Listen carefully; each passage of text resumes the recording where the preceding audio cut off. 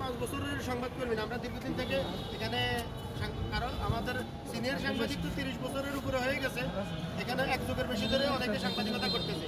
দুঃখের বিষয় হচ্ছে যে আমাদের বর্তমান রাষ্ট্রের যে রাজনৈতিক ধারা, আমাদের 2024 জুলাইয়ের পথ পরিবর্তনের পরবর্তী নতুন আরেকটি সরকার এসেছে, তত্ত্বাবধায়ক সরকার ছিল, এখন নতুন করে একটা সরকার এসেছে। আমরা যেই যারা সাংবাদিকতা করছি, আমরা পূর্ব সাংবাদিকতা করছি। আমাদের আনিস ভাই রাজনৈতিক দলের সাথে সম্পৃক্ততা থেকেও সাংবাদিকতা করছে, কিন্তু আমরা অতীতে এত বেশি বুলিংয়ের শিকার হই নাই। এখন বর্তমানে রাজনৈতিক পরিচয় টেনে যদিও আমরা রাজনৈতিকভাবে অনেক হয়রানির শিকার হয়েছি বিগত সরকারের আমলে। মিথ্যা মামলায় আমি নিজেও একাধিকবার কারাবরণ করেছি, তো অনেক বেশি হয়রানির শিকার হয়েছি, কিন্তু এখন বুলিংয়ের শিকারটা বেশি হচ্ছে। তো আমি বর্তমান রাজনৈতিক নেতৃবৃন্দের প্রতি ওদেরকে আহ্বান জানাবো যে আপনারা এই নোংরা খেলা থেকে বেরোয় আসবেন, আমাদের সাংবাদিকদেরকে সংবাদ উপস্থাপনের পথটা সহজ করে দেবেন, আমরা যাতে সঠিক তথ্য তুলে ধরতে পারি। হ্যাঁ, হয়তো আপনার আমাদের সংবাদে হয়তো আপনাদের সাময়িক অসুবিধা হবে, কিন্তু আমরা তো রাষ্ট্রের এবং জনগণের বিষয় চিন্তা করি সংবাদ পরিবেশন করি, সেই বিষয়টা ভালো করে দেখবেন।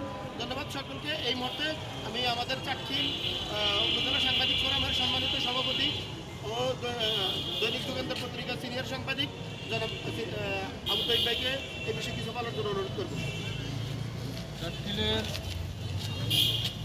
সকলেরই প্রিয় এবং আপসীন সাংবাদিক কামরুল কানন দীর্ঘ 2 যুগ এই চাটখিলে কাজ করে যাচ্ছে। কখনো আমরা দেখিনি অন্যায়ের কাছে মাথা নত করতে, যে কোনো প্রতিকূল অবস্থায়ও সে সংবাদ পরিবেশন করে গেছে নিরপেক্ষভাবে, বস্তুনিষ্ঠ সংবাদ পরিবেশন করে। ইদানিং একটা পোস্টকে কেন্দ্র করে, ফেসবুকের পোস্ট, তার বিরুদ্ধে যে মিথ্যা অপপ্রচার চালানো হয়েছে, এর বিরুদ্ধে যে থানায় একটা মামলা করেছে, অভিযোগ করেছে, কিন্তু আজকে পর্যন্ত আমরা দেখেছি প্রশাসন সে ব্যাপারে কোনো এমন পদক্ষেপ নেন নাই। আমাদের দাবি থাকবে যে কোনো সাংবাদিকের বিরুদ্ধে যদি কোনো মহল, প্রযুক্তি মহল, কোনো স্বার্থান্বেষী মহল, কোনো চাঁদাবাজ, কোনো দখলবাজ যদি অভিযোগ করে, এমন সাংবাদিকরা যদি আইনের আশ্রয় চায়, তাৎক্ষণিকভাবে যদি সেই ব্যবস্থা না নেওয়া হয়, তাহলে সমাজে আরও বেশি দুর্নীতি, আরও কিছু বেড়ে যাবে।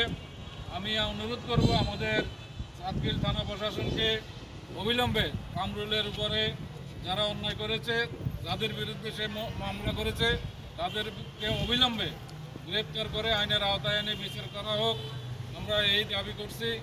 এবং পাশাপাশি সকল সাংবাদিকদেরকে ঐক্যবদ্ধভাবে থাকার আহ্বান জানিয়ে আমি আমার বক্তব্য এখানে শেষ করছি।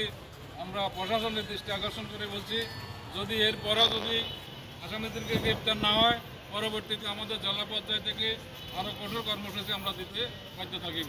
ধন্যবাদ সবাইকে।